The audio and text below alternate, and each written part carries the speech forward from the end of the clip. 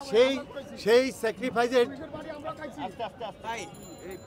আমাদের যে স্যাক্রিফাইসটা সবাই মিলে করেছে তার ফলে আমরা যদি কোনো পরিবর্তন না আনতে পারি তাহলে তো আমাদের কোনো আপনার পরিবর্তন হলো না। এই জন্য আমাদের যেটা দরকার সেটি হলো আপনারা ইতিমধ্যে দেখেছেন পথে যে ট্রাকে চাঁদাবাজি হতো সেটি অনেকটাই আপনার বন্ধ হয়ে গেছে, এই জন্য ট্রাক ভাড়া কমে গেছে।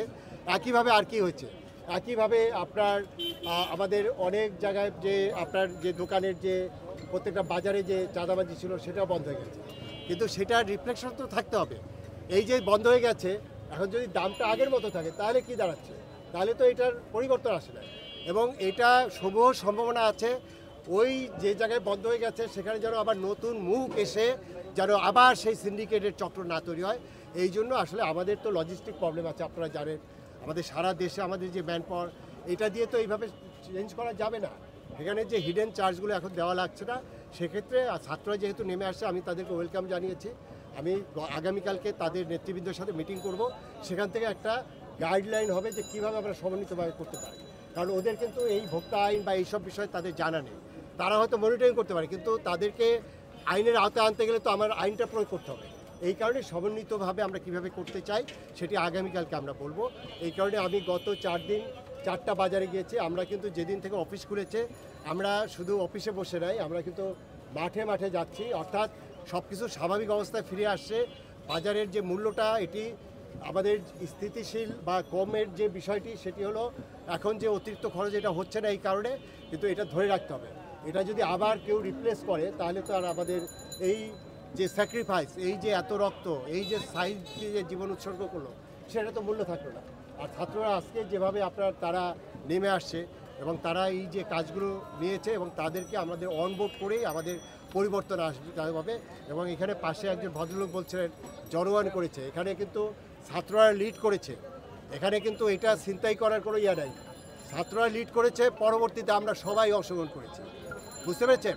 এইখানে কিন্তু এই অর্জনটাকেও কিন্তু আবার ব্ল্যাকমেইল বা যারা করার চেষ্টা করতে সেটাও কিন্তু সমাজে আছে, বুঝতে পেরেছেন।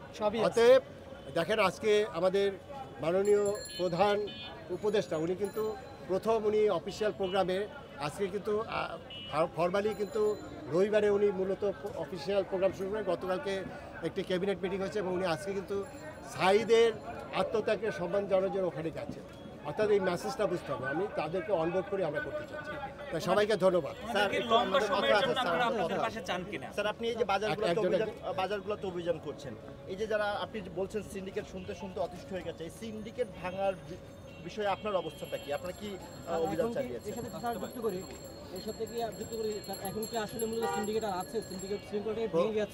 প্রথম কথা হলো যে সিন্ডিকেট এটাতে ফর্মালি তো দেখা যায় না।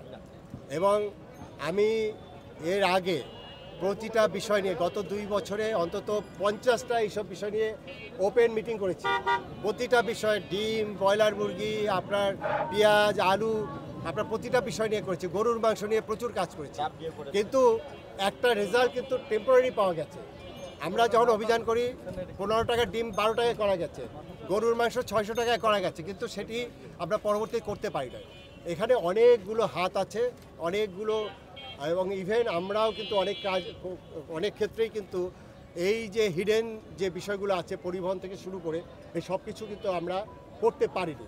এখন সময় আসছে আমরা সেই জায়গাগুলোতে আমরা পুরোপুরি ট্রান্সপারেন্ট থাকতে চাই এবং আগামীকালকের মিটিংয়ের মাধ্যমে কিন্তু আমরা ছাত্র এবং এইটা আমরা কীভাবে যৌথভাবে কাজ করবো সেটা আমরা ক্লিয়ার করবো। ওদের সাথে মূলত কথা শুনে বলবো। আজকে তারা এসছে মূলত তারা একটু এক্সপিরিয়েন্স করলো, তারা তো জানে না কীভাবে করতে হবে।